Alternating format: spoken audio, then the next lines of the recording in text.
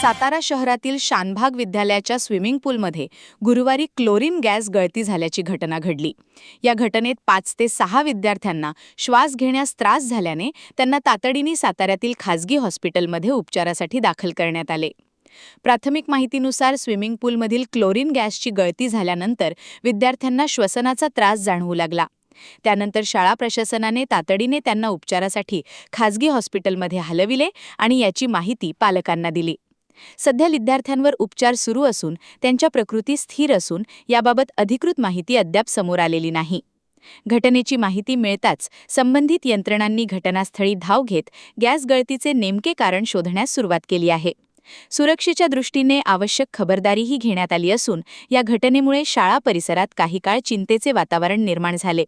अधिकृत अहवालानंतरच गळतीचे नेमके कारण स्पष्ट होणार आहे. मी योगेश माने, माझी बाची इथं आरती दीपक जाधव तिला ॲडमिट केल्यानंतर मला आता 3:15 वाजता फोन आला.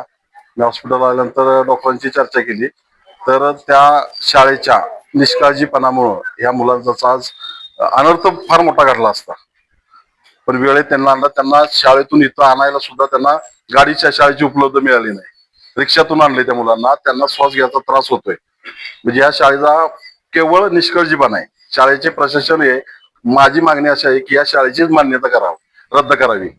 कारण हे आतापर्यंत या शाळेनं मजुरी वाटते, मुलांची फी, त्या मुलांना पवा येतं का नाही याची चाचणी करत नाही तर ढकलून देतात. असे बरेचसेच तक्रार आहेत.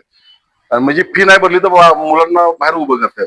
आणि अशा जर तुमच्या शाळेचे हे असेल आणि मुलांनाच्या जीवावर जर बेतत असेल त्या पालकांनी शाळेत विश्वास ठेवून पाठवलेला असतं की आपला मुलगा बाबा संध्याकाळी 5-5:30 घरी येतो. आणि ही जर परिस्थिती आज यांची बघितली असेल तर ह्यांना कळणं झालंय की आपल्या मुलाला बाबतीत काय घडलंय. त्यामुळे माझी प्रशासनाला विनंती आहे की या शाळेची पहिली मान्यता रद्द करा आणि संबंधित जे शिक्षक असतील त्यांच्यावर हा गुन्हा दाखल केला पाहिजे. एवढीच माझी नम्रपणे विनंती आहे. मी सुषमा प्रदीप यादव. माझी मुलगी सकाळी अन्विता प्रदीप यादव ही सकाळी नेहमीच्या प्रमाणे स्कूलला गेली आणि आता 3:15 वाजता त्यांचा फोन आला की तुमच्या मुलीला यशस्वी हॉस्पिटलमध्ये ऍडमिट केलंय. तर क्लोरीनचं हे करायचं, स्विमिंगचा काहीतरी गॅस लीक झाला, त्याच्यामुळे तिला म्हणजे श्वास घ्यायचा प्रॉब्लेम झाला, म्हणून त्यांनी या यशस्वी हॉस्पिटलमध्ये येऊन ऍडमिट केले. आणि मग आम्ही इथे आलो तर ते म्हणाले की नॉर्मल आहेत तुमच्या मुली. आता तुम्ही म्हणजे माझी तर मुलगी नॉर्मल आहे असं मला सांगितलं. बाकी तिच्या बरोबर अजून 2 मुली आहेत, त्या थोड्याशा त्यांची थोडी टेस्ट चाललेली आहे. थोडी याची हे घ्यावी की आम्ही तुमच्या भरोशावरती मुली शाळेत पाठवतो तर 5 वाजेपर्यंत तुमच्या अंडर असतात, तर ते बाकी तुम्ही बघितलं पाहिजे मुलींचं. हे आता तो गॅस कसा लीक झाला, काय झालं ते तुम्हाला माहिती, पण याच्यात अजून जर बाकीच्या मुलांना किंवा ह्यांना जास्त झालं असतं तर याला जबाबदार कोण होतं? आरती दीपक जाधव. मी सकाळी 10:15 शाळेत गेली. 3:15 फोन आला की असं मी दूध मारल्यासारखं झालं म्हणून.